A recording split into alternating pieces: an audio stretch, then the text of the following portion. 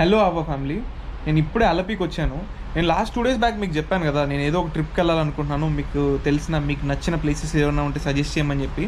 మీలో చాలామంది different places suggest చేశారు.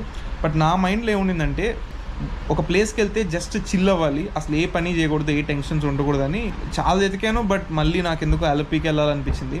నేను అలపికి రావడం ఇదేం ఫస్ట్ టైం కాదు, చాలాసార్లే వచ్చాను. ఇప్పుడే బోట్ హౌస్లో చెక్ ఇన్ కూడా అయ్యాను.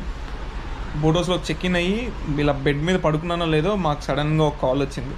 ఏంటంటే ఐఏసీ ఇన్స్పెక్షన్ వాళ్ళు వితిన్ 48 అవర్స్లో వస్తారంట. మేము అక్కడ డెఫినెట్లీ ఉండాలి.